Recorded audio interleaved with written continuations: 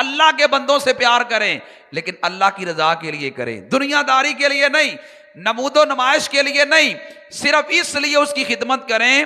میرے آقا علیہ السلام کہتے ہیں جو دائیں ہاتھ سے دے بائیں کو خبر بھی نہ ہو، اللہ اس کو اپنے عرش کا سایہ عطا کرے گا۔ دائیں ہاتھ سے دے رہا بائیں کو بھی خبر نہیں ہے، بھائی صرف اللہ کے لیے۔ آپ کے بڑے قریبی، ہمارا مسئلہ پتہ کیا ہے؟ ہمارا مسئلہ یہ ہے کہ جس وقت ہم کسی کے ساتھ نیکی کرتے ہیں کو موقع ہمیں کہیں مل جائے صحیح، ہم اپنی کرامتیں شروع کر دیتے ہیں۔ او جی دیکھو جی 15 سال ہو گئے نے میں مسجد کا دروازہ کھولتا ہوں، مسجد کی صفائی میں کرتا ہوں۔ او جی دیکھو جی اللہ کا بڑا کرم ہے، میں 20 سال ہو گئے ہیں میں تہجد کی نماز بھی پڑھتا ہوں، جی میں نے کبھی جماعت ہی نہیں چھوڑی۔ بلا وجہ ہم اپنی عظمتیں کرامتیں شروع کر دیتے ہیں۔ کس نے پوچھا ہے آپ سے؟ کوئی کسی نے پوچھا ہے؟ بھائی اللہ نے آپ کو یہ نعمت دی ہے تو شکر ادا کرو۔ تو آپ اگر ہر جگہ یہ اپنی کرامتیں اپنی عظمت بیان کرنا شروع کر دیں گے نظر بد لگ جائے گی، یا اس میں نمود و نمائش اور ریا آ جائے گا۔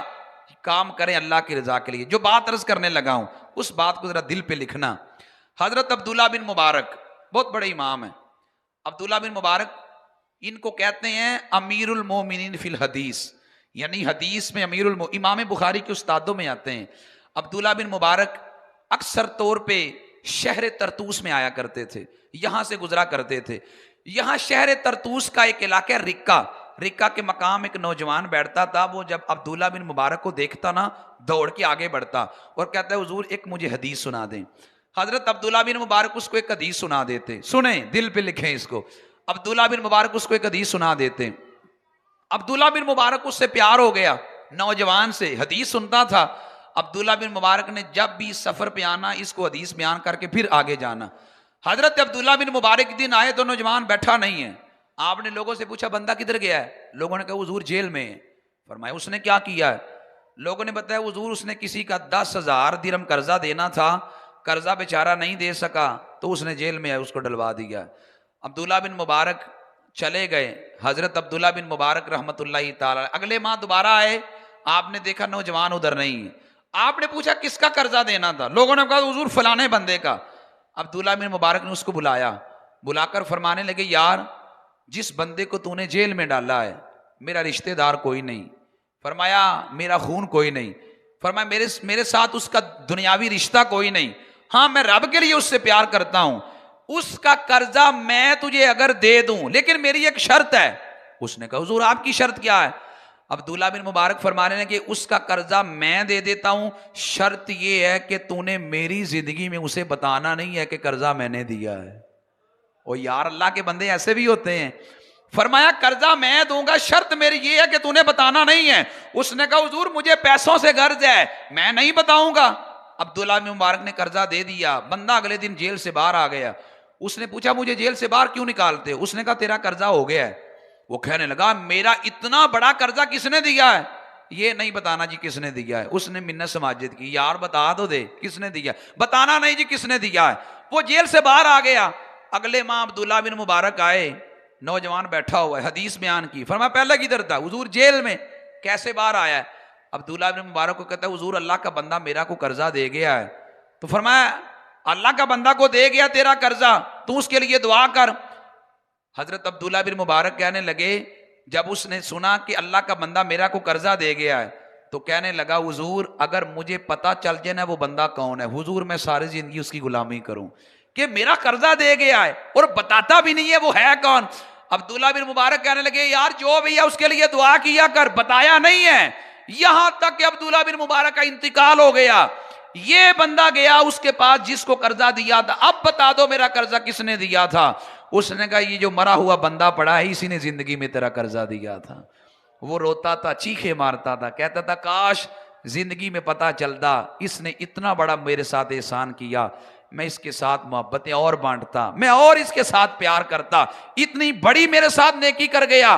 آپ کسی کے ساتھ بھی نیکی یوں کرے اللہ کی رضا کے لیے، آپ کے قریبی دوست کو بھی پتہ نہ ہو کہ آپ نے اتنی بڑی نیکی اس بندے کے ساتھ کی ہے، اللہ کی رضا کے لیے جب بندہ نیکی کرتا ہے پھر اللہ اپنے خزانوں سے وہاں سے اسے عطا کرتا ہے جہاں سے بندے کا گمان بھی باقی نہیں رہتا۔ کام صرف اللہ کی رضا کے لیے کریں۔ حضرت امام اعظم ابو حنیفہ سے وقت کے بادشاہ نے پوچھا کتنے نکاح کرنا جائز ہے ایک وقت میں؟ حضرت امام اعظم ابو حنیفہ فرمانے لگے 4 نکاح ایک وقت میں بندہ کر سکتا ہے۔ بادشاہ اپنی بیوی کو کہنے لگا سن لے 4 نکاح کر سکتا بندہ۔ امام اعظم ابو حنیفہ بادشاہ کو کہنے لگے لیکن تو ایک ہی کر سکتا ہے۔ اس نے کہا جی کیوں؟ حضرت امام اعظم ابو حنیفہ فرمانے لگے چونکہ قرآن نے کہا 4 نکاح وہ کر سکتا ہے کہ جو حقوق پورے کر سکتا ہو، جو عدل و انصاف قائم رکھ سکتا ہو، وہ کر سکتا ہے، تو نہیں کر سکتا۔ ملکہ بڑی راضی ہوئی، ملکہ نے کہا میرے حق میں فیصلہ آ گیا ہے۔ اس نے 1000 درہم اب حضرت امام اعظم کو تحفے میں بھیجا کہ آپ نے فیصلہ میرے حق میں دیا ہے۔ آپ نے 1000 درہم واپس کر دیا، فرمایا ہم نے فیصلہ 1000 کے لیے نہیں دیا، رب کے لیے دیا ہے۔ فرمایا جس کے لیے فیصلہ دیا ہے ہم اجر بھی رب سے مانگتے ہیں، کبھی کسی سے اجر نہ مانگے۔ میں نے دیکھا ہے لوگ کسی غریب کو 50,000 روپے دے کے نا اس غریب کی شادی پہ پھر خود بھی برات پہ چلے جاتے ہیں۔ وہ بیچارہ غریب وہ 50,000 والے کا پروٹوکول ہی پورا کرتا رہتا ہے۔ وہ کہتا ہے یار میری بیٹی کی شادی پہ 50,000 اس نے دیا ہے۔ وہ بیچارہ کبھی سالن لا رہا ہوتا ہے، کبھی نان لا رہا ہوتا ہے، اس کے آگے پیچھے ہو رہا ہوتا ہے بھائی اس نے میری بیٹی کی شادی پہ 50,000 دیا ہے۔ آپ نے اگر دیا نا 50,000 بالکل بھی نہ جائیں، اس کی منت سماجت کے بعد بھی نہ جائیں۔ آپ کو نہیں پتا بیچارہ آپ سے نظریں ملا پائے گا، وہ آپ نے اس کے ساتھ نیکی کی ہے، بس نیکی کریں اللہ کی رضا کے لیے۔ مجھے بڑا اعلیٰ وہ جملہ لگا، ایک بہت امیر آدمی تھا، وہ غریب جو ہمسایہ تھا غریب اس کی اکثر خدمت کیا کرتا۔ ایک دن ہمسایہ کے گھر میں گیا تو کہتا جی مجھے تھوڑا سا نمک دے دو، نمک لے کے آیا۔ بڑا بھائی کہنے لگا نمک کیوں لینے گیا تھا؟ سنیے گا جملہ، اللہ اکبر، نمک کیوں لینے گیا تھا؟ تیرے گھر میں نمک نہیں ہے؟ اس نے کہا یار اللہ نے ہمیں بہت دیا ہے، بڑی دولت دی ہے، غریب کے سر پہ ہم نے ہاتھ رکھا ہوا ہے، میں نمک جان بوجھ کے لینے گیا ہوں کہ غریب کو یہ لگے کہ کبھی کبھی ہم بھی اس سے کچھ لیتے ہیں، ہمیں جب ضرورت پڑتی ہے تو کوئی چیز ہم بھی اس سے لیتے ہیں، وہ یہ نہ سمجھے کہ یہ میرے محسن ہے، ہم اس سے کوئی چیز کبھی کبھی لیں گے تو وہ یہ سے بھی سمجھے گا یار کبھی کبھی نیکی میں بھی ان کے ساتھ کرتا ہوں کہ غریب کی عزت نفس قائم رہے۔ آج ہم جب کسی کے ساتھ نیکی کرتے ہیں خدا کی قسم ہم عزت نفس کو کچل کے رکھ دیتے ہیں۔ اللہ کے بندوں سے پیار کرے، اور یہ خانقاہ پہ بیٹھے اللہ کے اولیاء کا وتیرہ اور عمل رہا ہے، وہ اللہ کے بندوں سے پیار کرتے ہیں، ان کے ساتھ نیکی کرتے ہیں۔ میرے آقا علیہ السلام نے امت سے پیار کیا ہے، اور یہی میرے آقا علیہ السلام نے کہا کہ تم زمین والوں پہ رحم کرو گے عرشوں کا مالک تم پہ رحم کرے گا۔ فرمایا تم لوگوں سے پیار کرو گے اللہ تم سے پیار کرے گا۔ اللہ مجھے اور آپ کو حقیقی معنوں میں اللہ کی مخلوق سے پیار کرنے کی توفیق عطا فرمائے۔ وما علیہ الا البلاغ المبین۔